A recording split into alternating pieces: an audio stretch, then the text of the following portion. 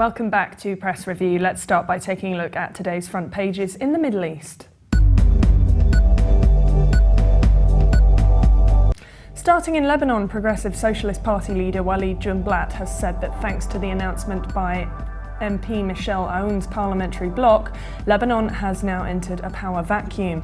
The paper also reports that 3 men from the Lebanese Communist Party's youth section were arrested in Sidon for handing out leaflets denouncing Maronite Patriarch Bashar al-Assad's trip to occupied Jerusalem. Saudi Arabia's Arab News leads reporting that the Lebanese Prime Minister Tamam Salam sought Saudi Arabia's help to deal with the influx of Syrian refugees into his country during his meeting with Crown Prince Salman. The paper also reports that the fruitless MH370 search has breathed new life into several theories on the plane's fate, with a book, 2 films and even a former Prime Minister pushing ideas ranging from diversion by the CIA to an accidental shoot-down. The UAE's Gulf News leads reporting that Egyptian Prime Minister Ibrahim Mahlab has assured that Egypt's elections later this month will not be influenced by the country's military, and that Egypt is looking into reforms that will focus on the sectors most stricken by poverty.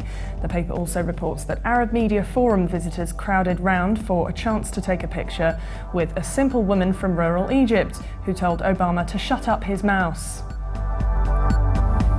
The Jerusalem Post reports that after months of cooperation on a popular strategic partnership bill, politics has frozen progress on legislation that would strengthen ties between Israel and the US. It also reports that the US urged restraint on Tuesday as anger flared over the deaths of 2 Palestinian teenagers allegedly by the IDF during the May 15th Nakba Day riots by Ofa prison near Ramallah.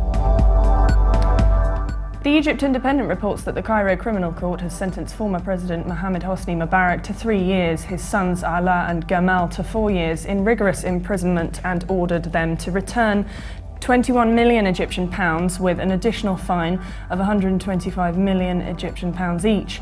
It also reports that the Al-Azhar University administration decided to close the university dormitories. Now let's take a look at the top Middle East news from UK papers. The Telegraph leads its Middle East news reporting that Israel is under pressure from the US and the UN to investigate the fatal shootings of 2 Palestinian youths who appeared to pose no threat at the time of their deaths, according to video recordings of the incidents. The Independent reports that Pope Francis will navigate a diplomatic minefield when he starts a 2-day visit to the Holy Land on Sunday.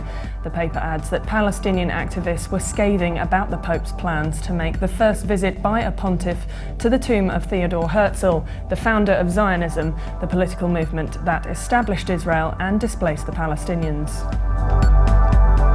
The Guardian reports on an Egyptian court sentencing deposed President Hosni Mubarak to 3 years in prison on corruption charges, with his sons Alaa and Gamal each receiving 4-year jail terms and 4 other defendants acquitted.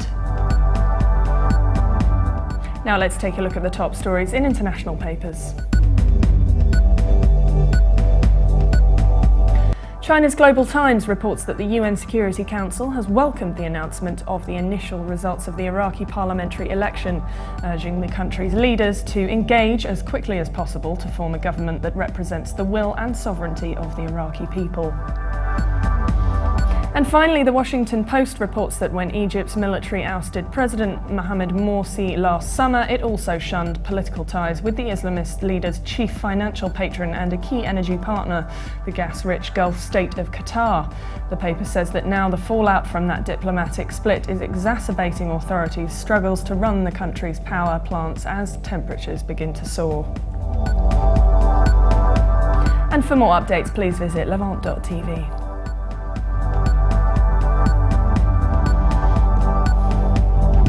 Thanks for watching. Be sure to join us again tomorrow. Bye for now.